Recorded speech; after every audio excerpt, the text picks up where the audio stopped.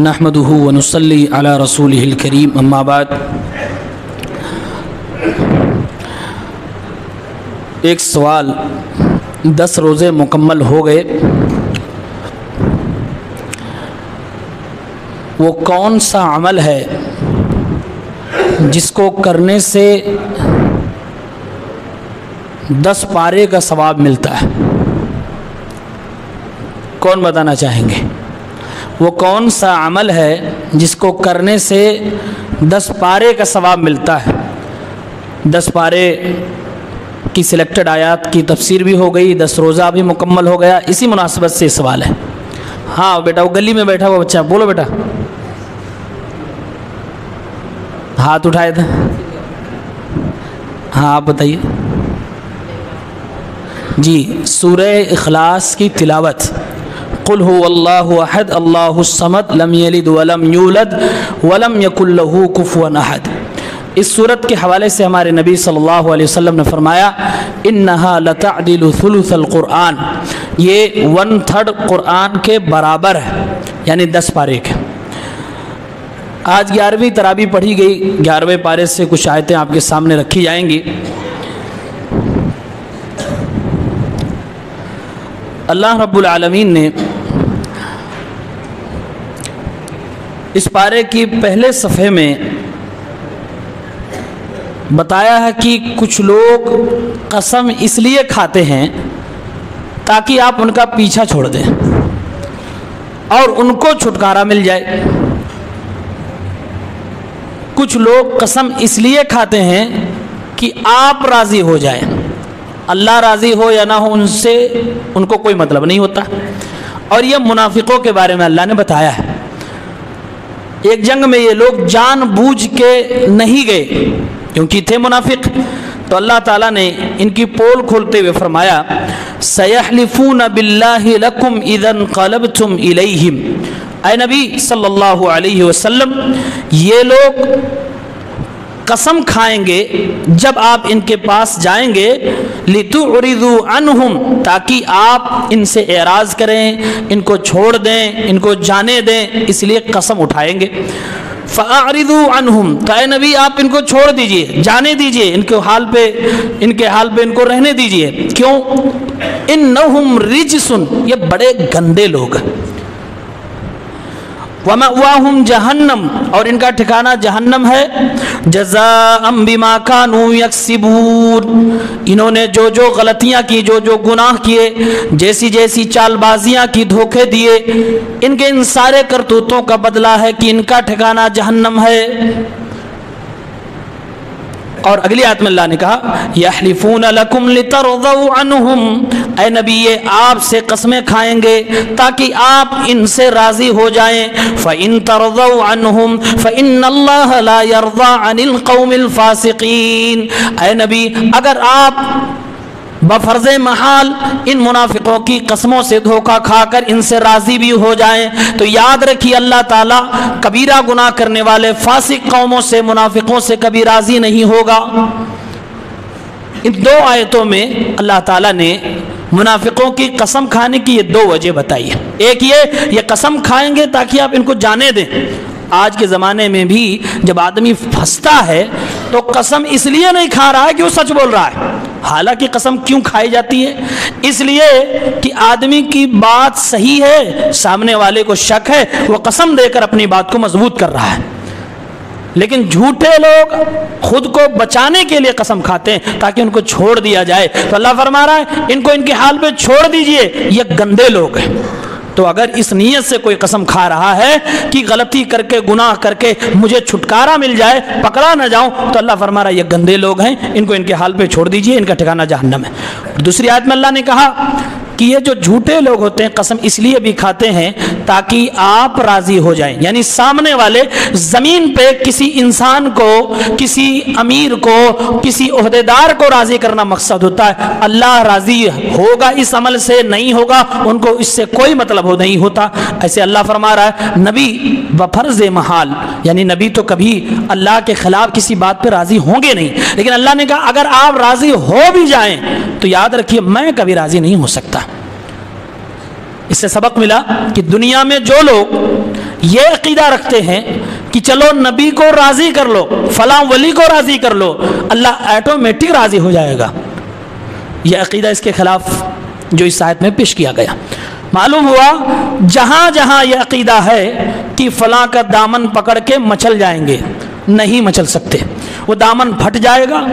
اللہ رب العالمین دامن پکڑ کے مچلنے سے راضی ہوگا، اس کی گارنٹی نہیں ہے۔ قرآن کریم میں اللہ نے فرمایا، اللہ اپنے نبی کو کہہ رہا ہے، نبی اگر آپ راضی ہو گئے بفرض محال تو میں راضی ہونے والا نہیں۔ مطلب یہ ہوا کہ انسان اللہ کی رضا کو طلب کرے، اس کی زندگی کا مقصد اللہ کو خوش کرنا ہونا چاہیے۔ اللہ خوش ہوگا، نبی پاک صلی اللہ علیہ وسلم ویسے ہی خوش ہو جائیں گے۔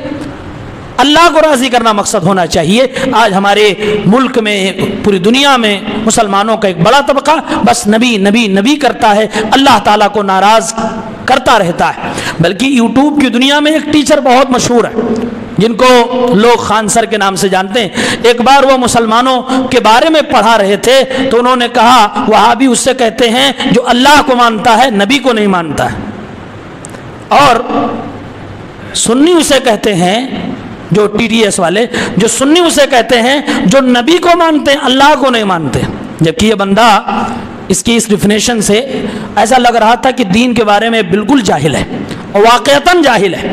کئی بار یہ اسلام کے خلاف بڑی اناپ شناپ باتیں کرتا ہے اور اسلام کے بالکل صریح تعلیمات کے خلاف یہ اپنے بچوں کو تعلیم دیتا ہے، نہ جانے کس کو خوش کرنا چاہتا ہے۔ اللہ تعالیٰ ایسے بہروپیوں سے ہماری قوم کے نوجوانوں کی حفاظت فرمائے، آمین۔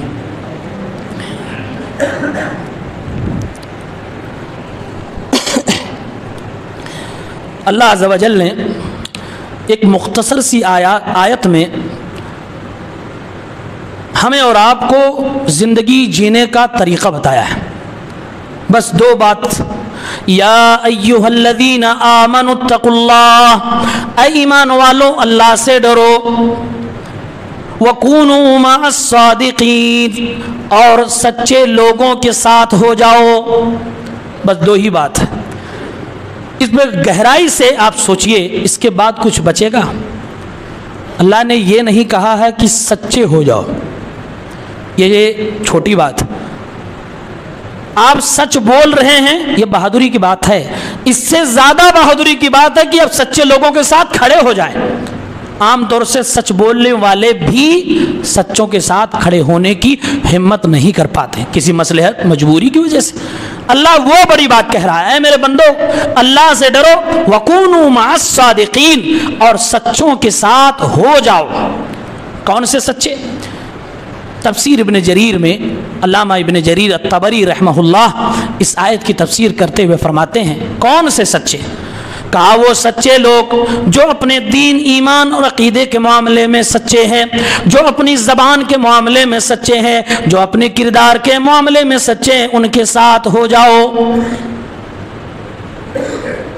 دنیا میں سب سے بڑی سچائی کیا ہے؟ حاجی صاحب سو رہے ہیں کیا؟ جی جاگتے رہیے۔ دنیا میں سب سے بڑی سچائی کیا ہے؟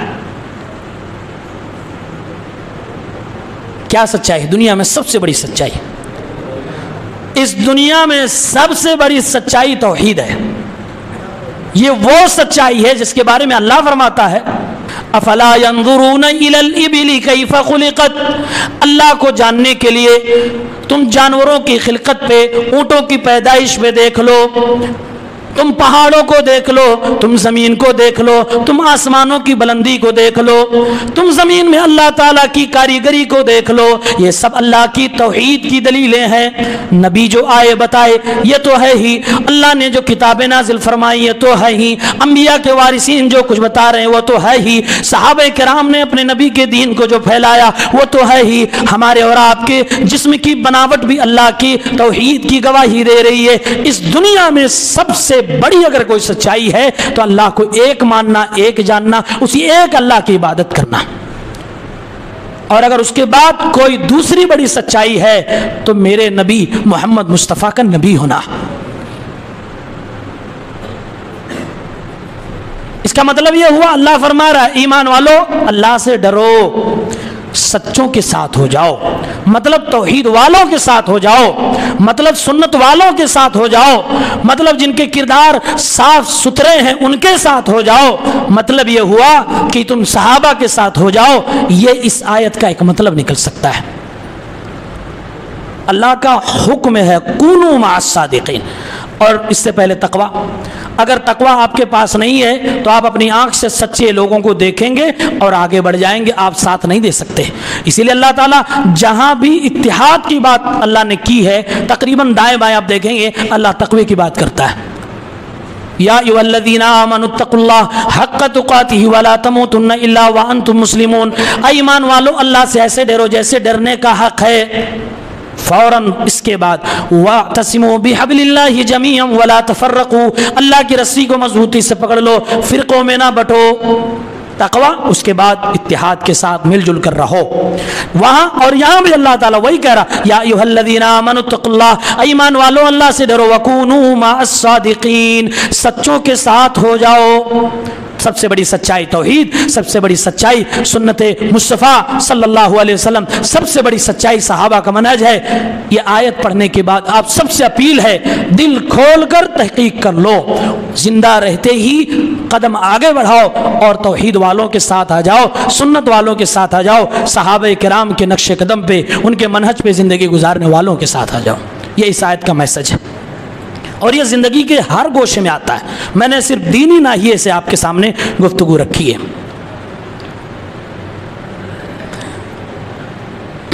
उसके बाद अल्लाह रब्बुल आलमीन बताता है, उस ज़माने में जो मुनाफिक थे बड़े अजीब व गरीब टाइप के थे, क्या क्या सोचते थे, क्या क्या आपस में बातें करते थे, लेकिन अल्लाह ताला कुरान की आयत नाजिल कर रहा था, इसलिए उनकी पोल खुलती रहती थी। अल्लाह रब्बुल आलमीन ने बताया, व इज़ा मा उन्ज़िलत सूरह फमिनहुम मन यक़ूलु अय्युकुम ज़ादतहु हाज़िही ईमाना। कभी कुरान की कोई आयत नाजिल हुई, वहाँ पर मुनाफिक नहीं है, क्योंकि अब बाद में जब उनको पता चला कि ये कुरान की सूरत उतरी है, या आयत उतरी है, तो सहाबा के पास जाते हैं, सुनो, सुना कि आयत उतरी है, ये सूरत उतरी है। हाँ उतरी है, उसके उतरने से तुम्हारा ईमान बढ़ा? मजाक, ये मजाक था। ईमान बढ़ा तुम्हारा कुछ? अय्युकुम ज़ादतहु हाज़िही ईमाना, इस आयत ने, इस सूरत ने तुम में से किसके ईमान को बढ़ा दिया है? ये मुनाफिकीन कहा करते थे जब कोई सूरत, कोई आयत उतरती। आज भी बहुत सारे मुसलमान हैं ऐसे जो कहते हैं आज की दुनिया में तब्बत यदा अबी लहब, ये सूरत जो है इसका क्या काम है, जिसमें अल्लाह ने फरमाया अबू लहब के हाथ खाक आलूद हों, उसके माल और दौलत ने उसको नहीं बचाया, उसकी बीवी जहन्नम में जाएगी। पूरी आयत में अबू लहब, उसकी फैमिली के बारे में बात की। कहा आज की दुनिया में मुसलमानों को इससे क्या मिलने वाला है? पड़ोसी मुल्क में एक साहिल अदीम करके एक है जो अपने आप को मोटिवेशनल स्पीकर भी बोलता है, और बदकिस्मती से वो अपने आप को कुरान और सुन्नत वाला भी कहता है, लेकिन एक नंबर का जाहिल इंसान वो भी है। उसने एक बार ये बात कही, आज के दौर में तब्बत यदा अबी लहब से आपको क्या सीखने को मिलेगा? लेकिन कुरान करीम की कोई एक आयत भी ऐसी नहीं है जो आपके लिए, हमारे लिए और क़यामत तक आने वाले इंसानों के लिए फ़ायदेमंद ना हो। बस सोचना है, गौर करना है, मुफस्सिरीन जिन्होंने अर्क़रेज़ी की या मेहनत की उनको पढ़ना और सुनना है। तो मुनाफिक क्या कह रहे हैं? तुम में से किसका ईमान बढ़ा? इस आयत से ईमान बढ़ता है। मैंने नानपारा में तब्बत यदा अबी लहब पर 1 घंटे की तकरीबन तकरीर की थी।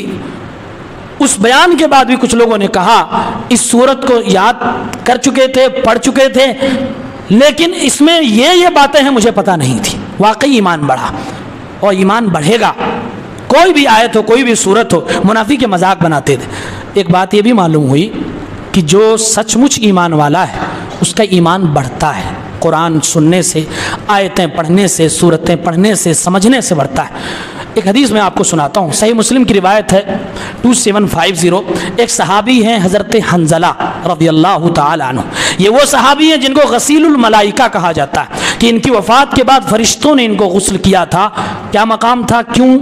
वजह यह थी कि अभी अभी शादी हुई और अपनी बीवी के साथ थे, ऐलान हुआ जंग में चलिए, अपनी बीवी के साथ होने के बावजूद वो जंग में निकल पड़े। اور شہید ہو گئے، فرشتوں نے ان کو غسل دیا تھا، یہ روایت موجود ہے۔ یہ وہی صحابی حضرت حنظلہ، ایک بار گھر کے باہر نکلے، ابو بکر صدیق رضی اللہ تعالیٰ عنہ سے ان کی ملاقات ہو گئی۔ حضرت ابو بکر نے فرمایا کیف انت یا حنظلہ، اے حنظلہ کیا حال چال ہے، خیریت سے ہو؟ حال چال پوچھتے ہیں ہم بھی ایک دوسرے سے ملتے۔ جیسے حضرت ابو بکر نے پوچھا، فوراً حضرت حنظلہ نے کہا نافق حنظلہ، حنظلہ تو منافق ہو گیا۔ ابو بکر کہنے لگے سبحان اللہ، اللہ کی ذات پاک ہے، اے حنظلہ کیا کہہ رہے ہو، نبی کے صحابہ کبھی منافق نہیں ہو سکتے۔ سبحان اللہ کا یہ جو ابو بکر صدیق نے کہا، اس کا مفہوم اور اس سے استنباط یہ ہے کہ سبحان اللہ کیوں ابو بکر صدیق نے کہا، اس لیے کہ اے حنظلہ اللہ کی ذات تمام قسم کے عیب سے نقص سے پاک ہے، نبی کے صحابی کبھی بھی منافق نہیں ہو سکتے ہیں، اور تم نبی کے صحابی ہو، اللہ تعالیٰ اگر نبی کے صحابی منافق ہونے لگے تو گویا کہ اللہ تعالیٰ کے چھان پٹک میں کمی اور نقص آ جائے گی۔ اس لیے فرمایا ابو بکر سبحان اللہ، حنظلہ کیف تقول، کیا کہہ رہے ہو، وماذا تقول، کیا کہہ رہے ہو؟ تب انہوں نے اپنی وجہ بتائی، کہا چونکہ سیدنا ابو بکر حالت ہماری یہ ہے، میرے دماغ میں ایک بات آئی ہے، میں پریشان ہوں، کیا ہوا؟ کہا جب اللہ کے نبی کی مجلس میں بیٹھے رہتے ہیں، جب ہم قرآن کی تلاوت کرتے ہیں، اللہ کے نبی صلی اللہ علیہ وسلم کی باتوں کو دہراتے ہیں تو ہمارا ایمان بڑھا ہوا ہوتا ہے، اس کا لیول ہائی ہوتا ہے، اور جیسے ہی اپنے گھر میں، اپنے کاروبار میں، اپنی دنیا میں چلے جاتے ہیں، ایمان ہمارا وہ نہیں باقی رہتا جو نبی کے پاس نبی کی مجلس میں قرآن پڑھتے ہوئے ذکر و اذکار کرتے ہوئے باقی رہتا ہے۔ کہا یہی پرابلم، اسی لیے میں نے یہ بات کہی۔ ابو بکر کہنے لگے حنظلہ یہی حالت تو ہماری بھی ہے، تو چلو اللہ کے نبی صلی اللہ علیہ وسلم کے پاس۔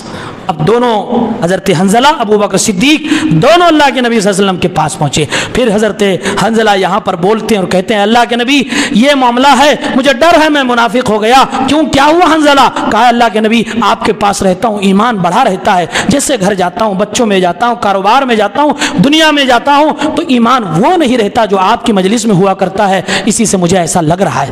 اب اللہ کے نبی کا جملہ سنو، اللہ کے نبی نے فرمایا قسم اس ذات کی جس کے ہاتھ میں محمد رسول اللہ کی جان ہے، جس کیفیت میں، جس سچویشن میں، جس ایمان کے لیبل پہ تم لوگ میری مجلس میں اور ذکر و اذکار کرتے ہوئے تلاوت کرتے ہوئے رہتے ہو، اگر اسی طرح 24 گھنٹہ رہنے لگو، اسی طرح اپنے گھروں میں، اپنی دکانوں میں اور اپنے بازاروں میں، اپنی دنیا کے کاروباروں میں رہنے لگو، لصافحتکم الملائکہ فی طرقکم وفی فرشکم، تو اللہ کے فرشتے تم سے مصافحہ کرنے لگیں گے، تمہارے بستروں پہ جا کر، تمہارے راستوں میں جا کر۔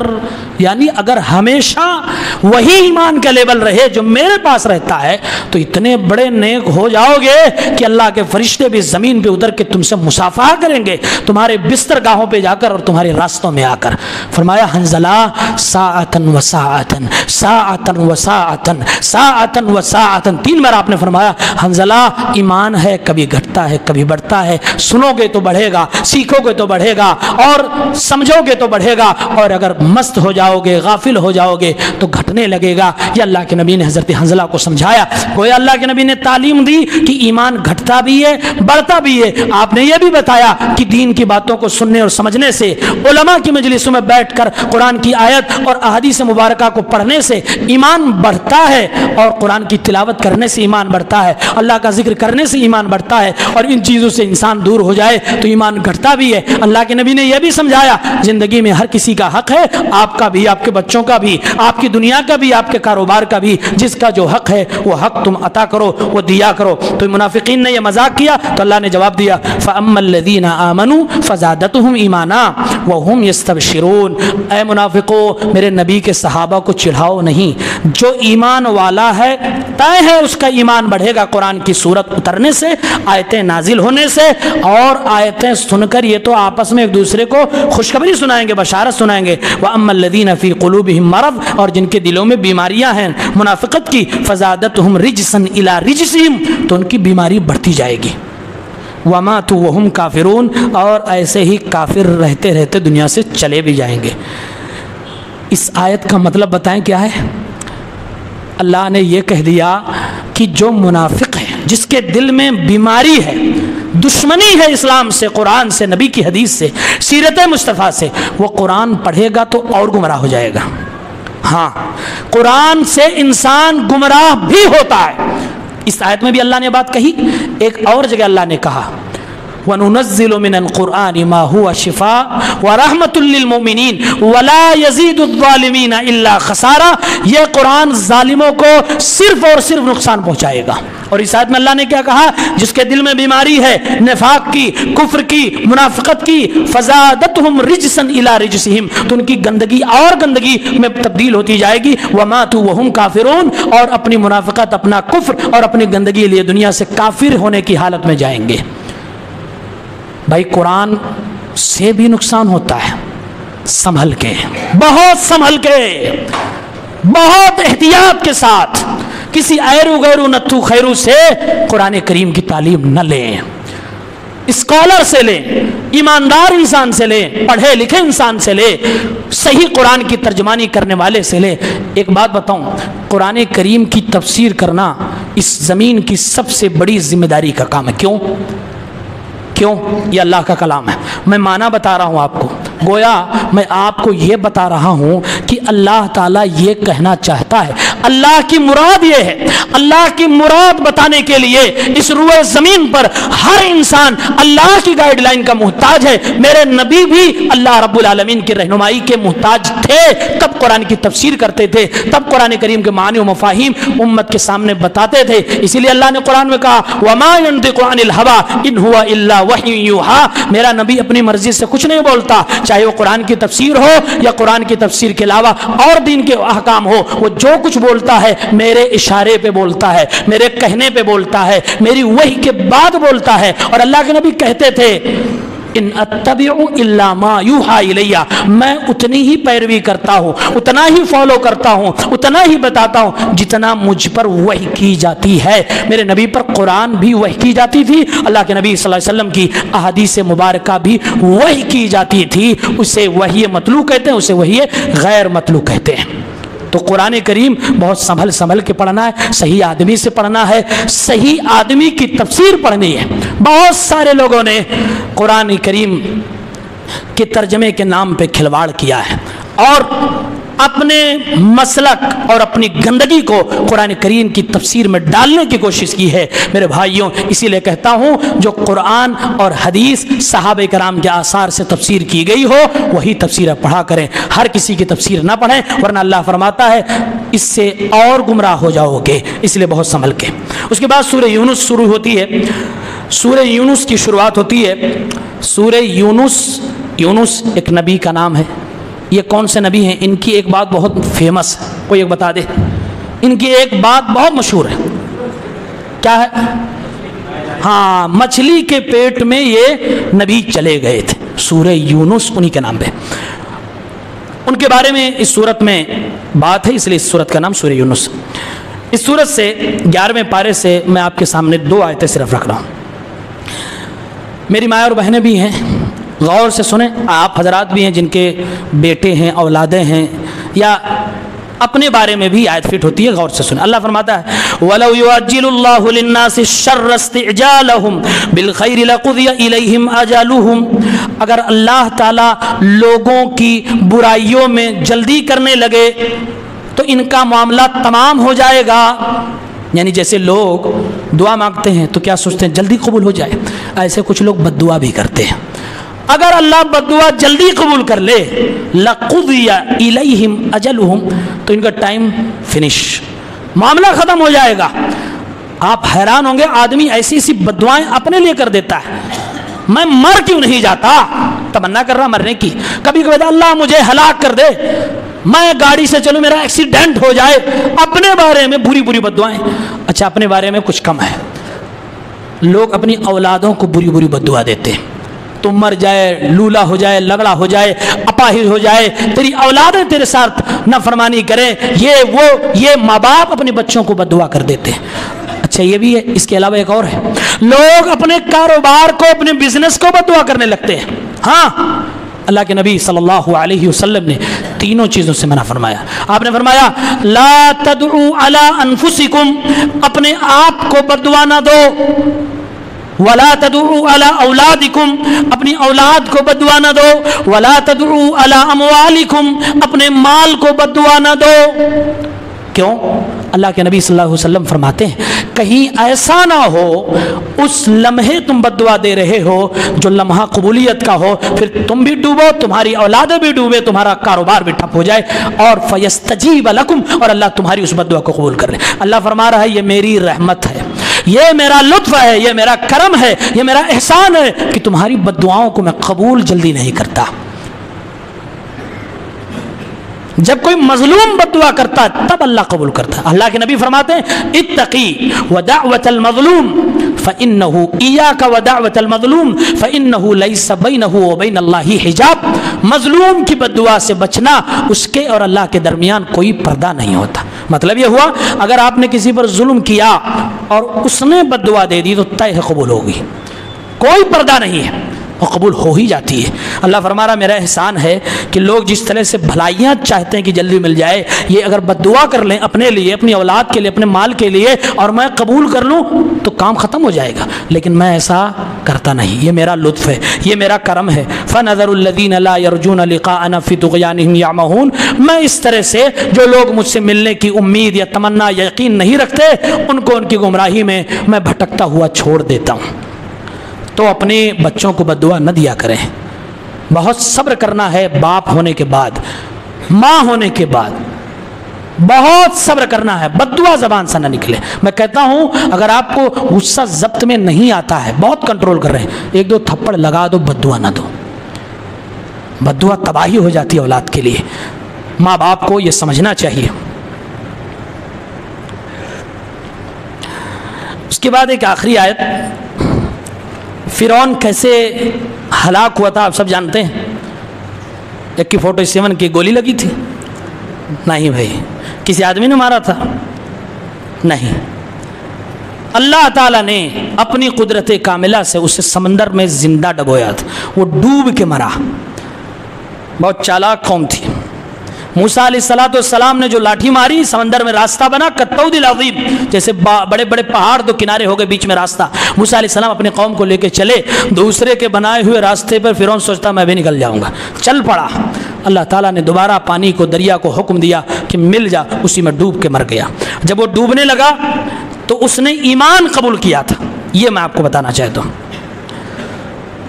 अल्लाह रब्बुल आलमीन फरमाता है वजावज़ना बिबनी इसराईल अल बहरा, हमने बनु इसराइल यानी मूसा अलैहिस्सलाम की कौम को, उनको समंदर पार करा दिया। फ़अतबअहुम फ़िरऔन व जुनूदुहु बग़यन व अदवा, तो फ़िरऔन अपनी लश्कर के साथ जुल्म करने के लिए, दुश्मनी निभाने के लिए ये भी उनके पीछे चला। अल्लाह फरमाता है हत्ता इज़ा अदरकहुल गरक़, डूब गया। जब डूबने लगा, अब देखिए अब ये फिरौन क्या कहता है, काला आमनतु, मैं ईमान लाता हूँ, अन्नहु ला इलाहा इल्लल्लज़ी आमनत बिही बनु इसराइल, उस अल्लाह के अलावा कोई माबूदे पर हक नहीं जिस पर मूसा की कौम ईमान लाई, मैं उसी रब पे ईमान लाता हूँ। व अना मिनल मुस्लिमीन, अब मैं मुसलमान बनता हूँ। किसने कहा? फिरौन ने। ये कौन था जो कहता था मैं ही रब हूँ? हाँ, जो कहता था मैं ही रब हूं, जब डूबने लगा यानी मौत सामने आ गई, अजाब सामने देख लिया, तब ईमान कबूल कर रहा है।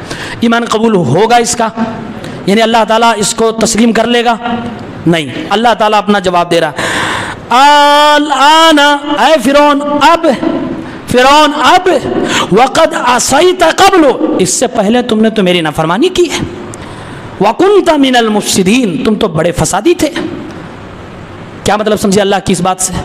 मतलब फिरौन दरवाज़ा बंद है, दरवाज़ा बंद, अब कोई चांस नहीं। उलमा ने इससे इस्तिंबात किया है कि जब भी कोई बंदा अल्लाह के अजाब को देख ले, लाख तौबा करे, रोए गिड़गिड़ाए, तौबा कबूल नहीं होती।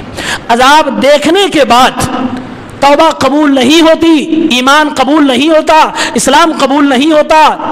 मतलब फैसला आ गया, अब आपके यूटर्न लेने से कुछ नहीं होगा। यही फिरौन के साथ हो। दो टर्म उलमा यूज करते हैं, अल ईमानु बिल गैब, अल ईमानु बादल मुआयना, देखने के बाद ईमान कबूल करना। अल्लाह ताला इसको नहीं मानता। غیب کی چیزوں پہ ایمان لانا اللہ اس کا مطالبہ کرتا ہے. گہرائی سے سمجھو مسلمانوں، بہت بڑی بات بولنے جا رہا ہوں. الایمان بالغیب، اس کا مطالبہ ہم سے آپ سے ہے. ایمان کے کتنے ارکان ہیں؟ کوئی بولے کتنے ارکان ہیں؟ 6. اللہ پر ایمان لانا، رسولوں پر ایمان لانا، فرشتوں پہ ایمان لانا، اللہ کی آسمانی کتابوں پہ ایمان لانا، آخرت کے دن پر یعنی قیامت پہ ایمان لانا، اور تقدیر اچھی ہو یا بری ہو ان پر ایمان لانا. ان 6 چیزوں میں سے آپ نے قرآن کے علاوہ کیا کیا دیکھا ہے؟ اور وہ بھی قرآن آپ نے کتاب کی شکل میں اترتے ہوئے دیکھا؟ نہیں دیکھا. مطلب اس کو بھی آپ نے نہیں دیکھا. کیا آپ نے دیکھا ہے؟ اللہ کو دیکھا؟ نہیں. نبیوں کو، کسی بھی نبی کو دیکھا؟ نہیں. کسی بھی فرشتے کو دیکھا؟ نہیں. کسی بھی کتاب آسمانی نازل ہوتے ہوئے دیکھا؟ نہیں. قیامت آئے گی، مرنے کے بعد کی زندگی، قبر میں کیا ہوتا ہے، آخرت میں کیا ہوگا، جنت کیسی ہے، جہنم کیسی ہے، کسی نے دیکھا؟ نہیں. تقدیر میں آپ کی کیا لکھا ہے، آپ کا انجام نیکی پر ہوگا برائی پر ہوگا، کسی کو معلوم نہیں. ٹوٹل ایمان بالغیب ہے. اگر آپ نے کہا نہیں جب تک ہم آنکھ سے دیکھیں گے نہیں مانیں گے نہیں، اللہ فرماتا ہے جاؤ تم مسلمان نہیں ہو. اسی لیے قرآن کے پہلے پیج میں جیسے سورہ بقرہ شروع ہوتی ہے کیا فرمایا؟ الف لام میم ذالک الکتاب لا ریب فیہ ھدی للمتقین الذین یؤمنون، کیا ہے آگے؟ الذین یؤمنون بالغیب. اللہ تعالیٰ قرآن کھولتے ہی مسلمان کا دماغ کھول رہا ہے. اے مسلمانوں عقیدہ درست کرو، یہ کتاب ایسی ہے جو ایمان کے 6 ارکان ہیں وہ سب غیب میں رکھے گئے ہیں. تمہارا ٹیسٹ کرنا ہے. کس بات کا ٹیسٹ؟ کتاب اللہ نے اتارا ہے، کس پر اتارا ہے؟ نبی پر. ٹیسٹ اس بات کا ہے نبی کی باتوں پر کتنا تمہیں بھروسہ ہے. اگر کوئی میرے نبی کی بات پہ شک کرتا ہے، اللہ کی قسم چیلنج ہے، وہ قرآن اللہ کی کتاب ہے ثابت نہیں کر سکتا. کس نے تمہیں بتایا یہ اللہ کی کتاب ہے؟ غار حرا سے مصطفیٰ اتر کے آئے، پھر انہوں نے بتایا اقرا بسم ربک الذی نازل ہوئی ہے. اگر آپ کو ان کی باتوں ہی پہ بھروسہ نہیں ہے تو آپ ثابت نہیں کر پائیں گے یہ کتاب اللہ کی کتاب ہے. مطلب یہ ہے ٹیسٹ آپ کا کیا ہے، آپ کو چیک کہاں کیا جا رہا ہے، آپ نبی کی بات کو کتنا سیریس لے رہے ہیں، کتنا یقین کر رہے ہیں اور کتنا تصدیق کر رہے ہیں. اس لیے علماء کہتے ہیں کلمے کا معنی کیا ہے؟ کلمے کا معنی ہے تصدیقہ فیما امر. جو نبی نے کہا، جو نبی نے خبر دی، ان ساری باتوں پہ آپ کہو ہاں نبی نے صحیح کہا، ہاں نبی نے صحیح کہا، ہاں نبی نے صحیح. تصدیقہ فیما اخبر، جو انہوں نے خبریں دی ہیں ان ساری باتوں پہ کہو ہاں میں مانتا ہوں نبی نے کہا ہے، سچ ہے، مانتا ہوں مانتا ہوں مانتا ہوں، یہی ایمان ہے. وطاعتہ فیما امر، اور جو کرنے کے لیے کہا کرو، واجتناب ما نہی عنہ وزجر، اور جن چیزوں سے منع کر دیا اس سے رک جاؤ. یہی کلمے کا مطلب ہے اور یہی نبی کا کلمہ پڑھنے کا مطلب ہے، یہی محمد رسول اللہ کو نبی ماننے کا مطلب ہے. اگر کوئی کہے کہ میں قبر کے عذاب کو نہیں مانتا کیونکہ میں نے دیکھا نہیں، یا دنیا میں کسی نے نہیں دیکھا، رب کعبہ کی قسم ہے اگر وہ اسی عقیدے پہ چلا گیا تو وہ کفر کے عقیدے پہ گیا ہے. ایمان بالغیب اس کے اندر نہیں ہے. اگر کوئی کہے مرنے کے بعد کیا ہوتا میں نہیں مانتا، دیکھا جائے گا کیا ہوگا، اور اس کا یہ عقیدہ ہے کیونکہ ہم نے دیکھا نہیں ہے تو کفر کے عقیدے پہ جا رہا ہے. فرشتے ہیں کہ نہیں میں نہیں مانتا کیونکہ دیکھا نہیں ہے، کفر کے عقیدے پہ جائے گا. یا آسمان کی کتاب اللہ کی ہے کہ نہیں ہے، میں نہیں مانتا، کفر کے عقیدے پہ جائے گا. انبیاء رسول سچ تھے کہ جھوٹ تھے، میں نہیں مانتا، کفر کے عقیدے پہ جائے گا. تقدیر ہوتی کہ نہیں ہوتی ہے، اگر نہیں مانتے کیونکہ دیکھا نہیں، کفر کے عقیدے پہ جائے گا. اللہ ہے کہ نہیں ہے، کیونکہ میں نے دیکھا نہیں، کفر کے عقیدے پہ جائے گا.